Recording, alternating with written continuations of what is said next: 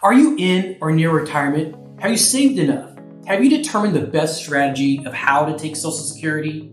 In this video, I want to show you some options and some things that I think you're overlooking that you need to know in determining how to take your Social Security. Hi, if we haven't met, I'm Tony Hansman with Guardian Financial. I'm a financial advisor, and I've written 3 books on retirement planning. And I'd like to show you a case study we want to dive right into. If you take a look, I have John and Mary Hypothetical. John and Mary are 62 and 61 years of age. They want to both retire at the age of 63, and their life expectancy is 92 for John and 94 for Mary. They want $50,000 a year to live off of, and this is very important because we need to make sure that we're going to be able to give them enough money over their life expectancy. Inflation is going to come into play here really big. 10, 15 years down the road, this is going to need to be $65,000. Another 10, 15 years after that, you're going to see that close to being probably $80,000, my best estimate. They've saved $500,000 in their IRAs or qualified plans, 401ks, and they have about $100,000 in their after-tax dollars sitting in their bank. Their biggest concerns are healthcare. If they decide to retire early, what are we going to do between the ages of 63 and 65? Can we properly fund that? And then income planning. They want to make sure that they never outlive their money, so they're not a burden on loved ones. Investment planning, make sure they're in the right risk tolerance of their portfolio. They've realized they've gone from the accumulation phase in their life over to the now preservation stage in their life. Tax planning. Can we do any Roth conversions or any sort of charitable giving to help reduce those tax obligations? And then this video is mostly about Social Security planning. So let's go ahead and open up our financial planning software tool and look at this hypothetical case. Now, before we jump right into John and Mary's hypothetical situation, I want to remind everybody, if you're going to work and turn on your Social Security, I'm going to link above us a video that I think you're going to find very valuable. It's called the Working While Receiving video. There's a lot of great tips inside of there. Please check it out. I think it'll help you maximize your Social Security. Now over to John and Mary Hypothetical. Here, I find this screen really important, and let me tell you why. Most people get caught up in average rates of return, meaning they think the software will do 5% rate of return and they'll average that. That's what will show in the software every single year, 5, 5, 5, 5, 5, or a 6% return, or a 7%, where it's 7, 7, 7 every single year. And the problem is that we all know that that's not how it works. We'll get maybe 10% one year, minus 4%, up 3%, down 12%, up 4%, down 1%. We all know that these are called sequence of returns, and they all vary and they're unpredictable. So what we're going to do is we're going to run a trial, a simulation of 1,000 different scenarios, and the computer system, this Monte Carlo system, is going to do this. This is why we run 1,000 trials of your plan using 1,000 different return possibilities to calculate the probability of your success. So if I come up here and I click this button right here to run 1,000 trials, you will start to see that there's a lot of green and a little bit of red. And so out of these 1,000 trials, 720 of them were successful.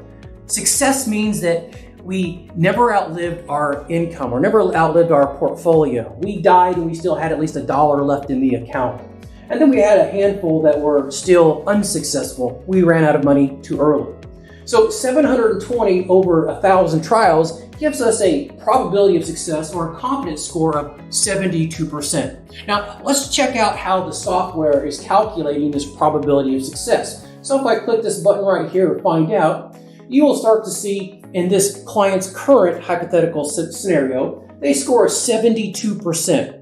Which is not bad, but you'll see that we're still below the confidence level zone. Anything less than 75% is below the confidence zone. Too much uncertainty for your age. We really want to get to the in confidence zone. That's going to be a score between 75 and 90%. A good balance between current and lifestyle futures.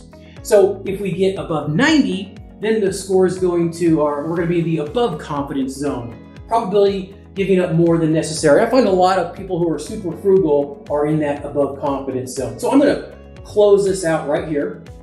And we're going to do one little change. So we remember we're at 72 now. I'm going to click this next button, and the computer is going to start calculating for me one simple change that I made.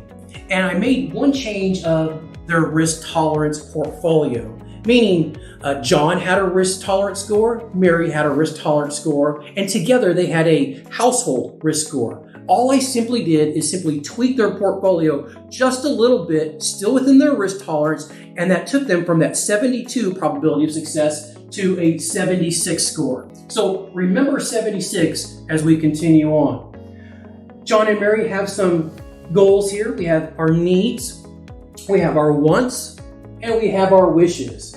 So if you recall, their needs were $50,000 a year, and we've already kind of put into the system their extra dollars coming out in those first couple of years for those healthcare costs. Then they had some travel needs that they wanted. This is going to happen for about the first 10 to 15 years, and then it will die down afterwards as they get a little bit older and will be doing less traveling. But one thing that was very important to them is they wanted to make sure that they had a celebration of their 50th wedding anniversary.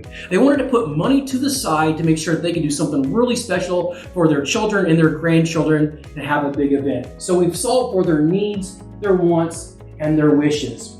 So now, since we're talking about Social Security and some other things to think about of the best ways to take Social Security, let's go to the top over here under our strategies and click the Social Security strategy button. And as the computer is starting to think about different strategies and different options, you're going to see this eventually come up with 6 different strategies, 1 through 6 across the top.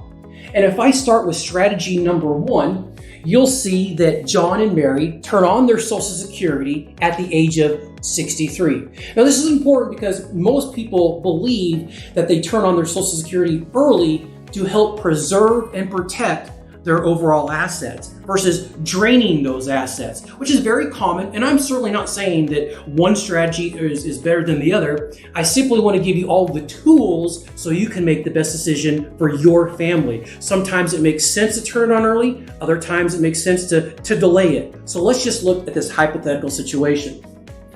We've got 63, both of them going to turn that on. Their John's Social Security will be a little over $19,000. And you can see Mary's is just shy of $10,000 at that particular time. Now, if I click this little button here that says the probability of success, you'll see that it still says 76%. Remember, we started at 72, and all I simply did was tweak their portfolio inside their risk tolerance, and it brought them up to a 76. So I want to see if we can't keep improving that to get that a little bit higher and higher into that green zone or more. Now, option 2 and 3 strategy happen to be the same, and that's turning it on at 62. You can see John's and Mary's Social Security benefit is slightly less than it is in turning it on at 63.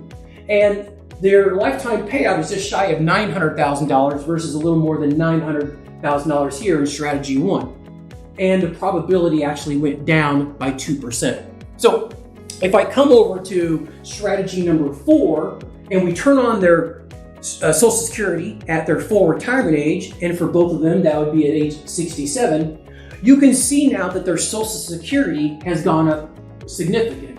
John, which we started at $19,000, is now almost $26,000 a year.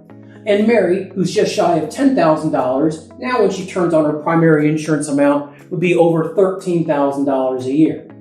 This lifetime total payout would be over $1 million if they still live to 92 for John and 94 for Mary, in our example. But take a look at the probability of success score. We went from a 76 all the way to a 90, over right at that above green level. So why is that?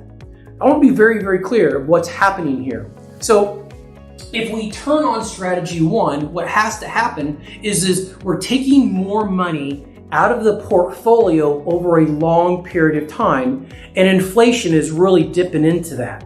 Versus if I take more money out in the first few years, delay the Social Security so I have a higher dollar amount a few years later, then that means at the age of 67 or their full retirement age, I can take less out over a longer period of time from the ages of 67 to in their 90s when they pass away in this example. So from 76 to 90 is quite a big difference. And again, I'm not saying that everybody should defer to age 67 or their full retirement age. What I'm trying to say is there are a lot of factors that go into play in determining when to turn on your Social Security. And the idea of simply turning Social Security on early and taking the assets out later maybe not always be the best idea. So possibly turning Social Security on earlier if you don't like your job, if you're in poor health, you need the income. I find that people will defer it later if they're in good health and they don't need the income. But we want to make sure that you're getting your hands on this probability of success so you can make that best decision. Now, if we add tax planning to this scenario, it could possibly improve that probability even more. If this video is helpful, please like and subscribe. And if we could be of assistance, I'll put our information in the description box below. If you need help with tax planning, investment planning, Social Security planning, just reach out to us. Also, check out the resources page above. There's a lot of valuable information in there to help you maximize your retirement. And as always, don't forget to work with a licensed professional who understands your specific goals and dreams.